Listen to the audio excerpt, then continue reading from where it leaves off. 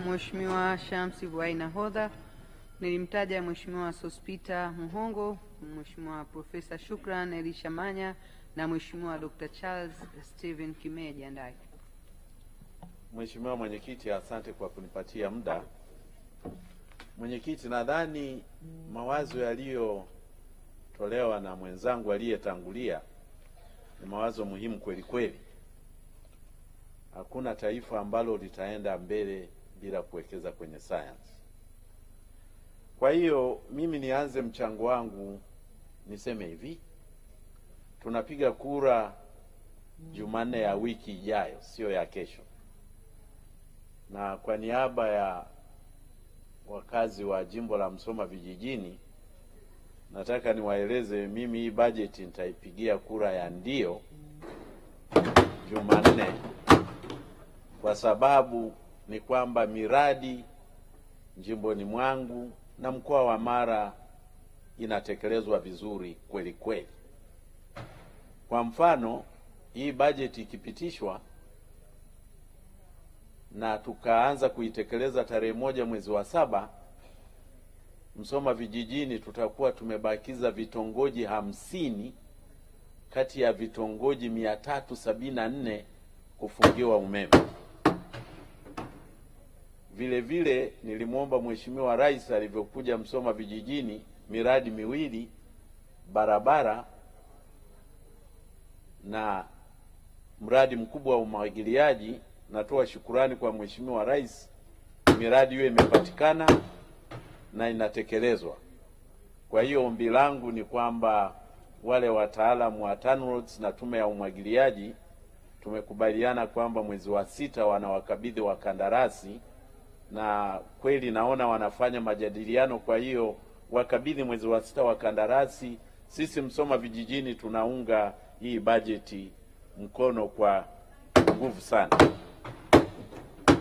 Sasa nije kwenye mchango ambao ni mpana zaidi. Mipango, uwekezaji na bajeti. Na ndugu yangu aliyeanza kuongea tulikuwa tujasemezana, kwa kuwa muda huwa ni mfupi, mimi nimeanza na mapendekezo mawili. Na naomba mwenyekiti yachukuliwe kwa uzito. Pendekezo langu la kwanza, nimeanzia mwisho baadaye nitarudi huko, ni kwamba tuwekeze zaidi kwenye elimu na taasisi za elimu, na hasa science, teknolojia na innovation. Na nimekuja na hesabu. Hizi hesabu sio za kufikirika tu. Tutumie 2% mpaka 3% ya GDP yetu tuwekeze kwenye elimu na taasisi zake zote, na uzito mwingi kwenye elimu ya science. Na hii ni kwa sababu sisi Tanzania tumefanya kazi kwa karibu sana na Norway. Tumeenda kujifunza mambo mengi Norway. Wenyewe wanawekeza 6.6% ya GDP yao kwenye elimu na taasisi zake. Na wapo wa Tanzania wengi tunapeleka watoto kusoma Uingereza na Marekani.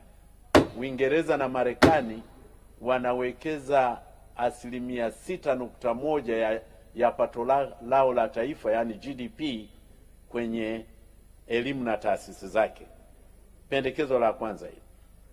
Pendekezo la pili, naweka tarakimu kwa ndugu yangu aliyeongea, lazima tuwekeze kwenye ubunifu na utafiti. Na dunia ya sasa hivi sio research and development, vinakuwa vitatu: research, development na innovation. Sasa nchi za Kiafrika tulisema angalau 1%, lakini ni South Africa tu walikuwa wamefikia 0.9. Sasa napendekeza Tanzania tuwekeze angalau 1% mpaka 2% ya GDP yetu kwenye mambo ya utafiti na ubunifu. Na mfano mzuri ni hapa, Samsung anafanya vitu vyote hivi. Nchi ya South Korea wanawekeza 4.8% ya GDP yao wanawekeza kwenye utafiti. Alafu China sasa hivi hizi solar panels za dunia nzima, 90% ya solar panels, wacha vitu tunavyonunua Kariakoo, vinatoka China kwa sababu wanawekeza kwenye utafiti. Wao ni 2.7 ya GDP yao inawekwa kwenye utafiti. Kwa hiyo hayo ndio mapendekezo ya kwanza mawili. Sasa nije kwenye budget. Budget yetu imesomwa kwa wakati mmoja ndani ya Jumuiya ya Afrika Mashariki. Maana yake ni kwamba ni lazima ya kwetu kidogo tulinganishe na wenzetu wakati tunajadili ya kwetu. Hatuwezi kujijadili sisi wenyewe tu. Sasa naomba waheshimiwa mnifuate taratibu hapa. Tanzania, kwa sababu budget ilikuwa na nchi za Kiafrika, za East Africa, na mimi nitaiweka kwa dola ili iwe rahisi kulinganisha na nchi zingine. Budget yetu hii tuliyosomewa ni ya dola bilioni 21.6. Sasa hivi wa Tanzania tuko 70 milioni nukta 5, 70.5 million population. Kwa hiyo expenditure, matumizi ya budget tuliyosomewa kila Mtanzania ni dola 306. Na pato letu GDP per capita sasa hivi, GDP per capita yetu sasa hivi ni dola 1220. Na kuna kipimo kingine cha maendeleo ambacho hatukitumii sana. Naomba mawaziri wawili muwe mnakiweka, msiwe mnakisahau. Najua mnacho, muwe mnakisahau. Hii ni HDI, Human Development Index. Hiki GDP per capita ni ya World Bank na IMF. Tunaipenda sana. Lakini kuna ya UNDP ambayo ni nzuri zaidi, nayo inaitwa Human Development Index. Hii ni nzito kwa sababu inachukua mambo ya afya, mambo ya elimu na maisha yetu, yani standard of living. Kwa hiyo ukichukua hii HDI, Tanzania sasa hivi ni 0.555. Tuko katikati. Maximum ni 1. Kenya bajeti yao bilioni 30.3. Wako wa Kenya 57.5 milioni. Kwa hiyo expenditure ya mtu mmoja kwenye bajeti ya Kenya ni dola 574. GDP per capita ya Kenya ni dola za Marekani 2301. Sisi 1220, wawe 2305. Na HDI, Human Development Index yao ni 0.628. Uganda wamesoma bajeti yao ni bilioni 20.1. Population ya Uganda ni watu milioni 51.4.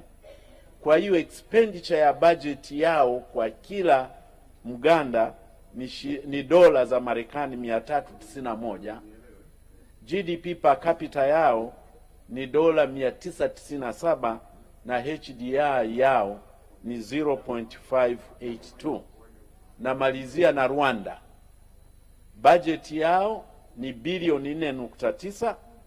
Wa Rwanda wako milioni 14.6.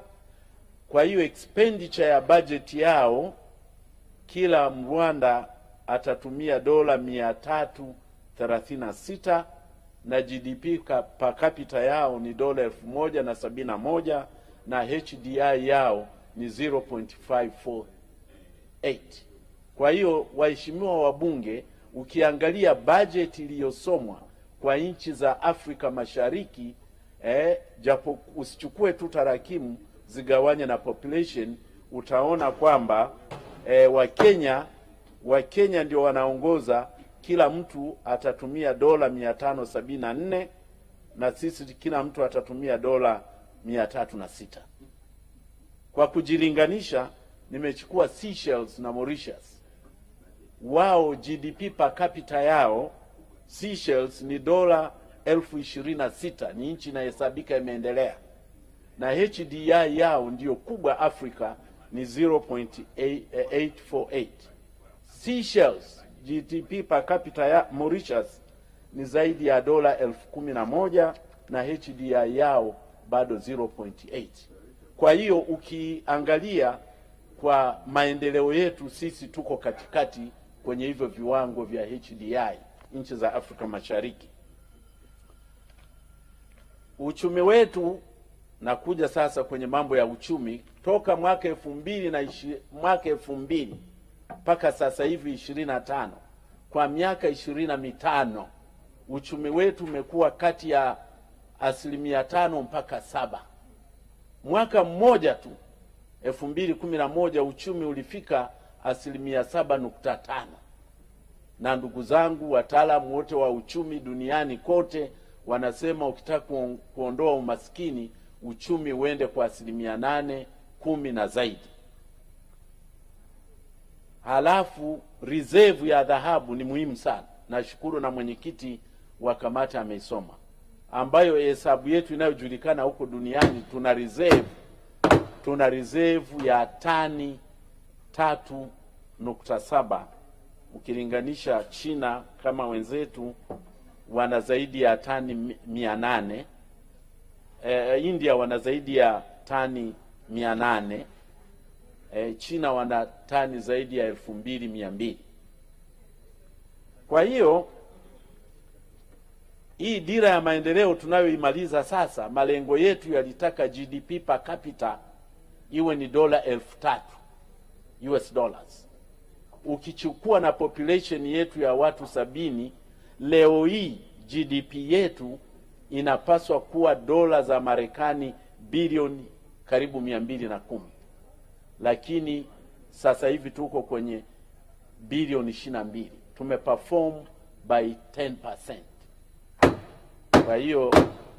Kwa hiyo ni lazima hapo tuongeze kasi ya ukuaji wa uchumi. Umeme tumefanya vizuri. Makisio tulikuwa tufikie megawati 5,000. Ukichukua umeme wa kwenye grid na kwenye off grid tuna megawati 4,300. Performance yetu imekuwa ni 86% ya malengo. Kwa hiyo tumefanya vizuri. Na uzalishaji wa umeme na utumizi wa umeme ndio unaonyesha kwamba kweli taifa lako ni kubwa. Mwaka jana umeme ambao umezalishwa na China unazidi umeme wa Marekani, wa European Union na wa India ukiweka pamoja. Kwa hiyo uone wengine wanakwendaje. Takwimu naona muda uniruhusu. Sasa tufanyeje? Nije mapendekezo ambayo ni ya muhimu sasa. Tufanyeje uchumi wetu ukue kwenda 8% mpaka 10? Sectors ambazo tunapaswa kuwekeza zaidi ni hapa, ambao ni msingi, foundation, au tuseme primary sectors, ni kilimo na uchimbaji wa madini. Kwa hiyo sekta hizi, na nimetoa mapendekezo mchango wa GDP. Hapa lazima twende kwenye agriculture, twende kwenye ufugaji, animal husbandry, twende kwenye uvuvi wa vizimba, twende kwenye forestry, tuvune misitu, alafu twende kwenye uchimbaji. Kwa hiyo hizi agriculture, animal husbandry, fisheries, forestry, mining, hiyo ndio uwe uti wa mgongo wa ukuaji wa uchumi wetu, na tuwekeze hapo uchumi ukue kwa tupate mchango wa 55%, 55% of our GDP itoke huko. Na kwenye uchimbaji hapa taongea na rafiki zangu, tumewekeza sana kwenye dhahabu, na ni kweli kwa sababu dhahabu imepanda bei, lakini kuna madini mengine ya muhimu sana. Kwa mfano sasa hivi ounce moja ya dhahabu ni karibu $3,500, lakini kuna madini ambayo hatuyajui yanaitwa rhodium, ambayo yako kwenye $3,000 karibu na 800. Na hii rhodium inaweza ikapatikana kwenye leseni tulizozitoa hizo. Sijui kama waliotoa leseni wanajua hayo madini yamo, sijui. Cha wengine watakao kuongeza kingine kwenye pato letu la taifa, lazima twende kwenye huduma, services. Hiyo inakuwa ni secondary sectors. Services hapa namaanisha utalii, biashara, yani finance, mambo ya benki, mambo ya afya, mambo ya elimu, na water and electricity supply. Hizi za huduma hizi, namalizia karibu mwenyekiti, nimejipanga kuendana na muda wako. Hii hawa wachangie 30%, hizi services 30% of our GDP, na mchango wa mwisho utatoka kwenye viwanda, industrial sector, yani manufacturing na construction, ituchangie 15% ya GDP yetu. Na hivi nimevichukua baada ya kuangalia uchumi wa nchi mbili ambazo zimefanya vizuri, ambazo ni China na India. Kutoka mwaka 2010 China imempita Marekani kwenye mambo ya manufacturing kwa mbali sana.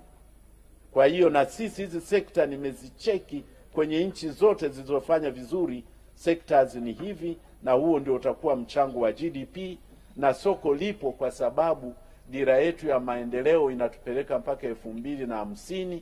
Tukifika 50 mwaka 2050, kuna soko duniani tutakuwa watu bilioni 10, na soko la Afrika lipo, tutakuwa watu zaidi ya bilioni 2.5.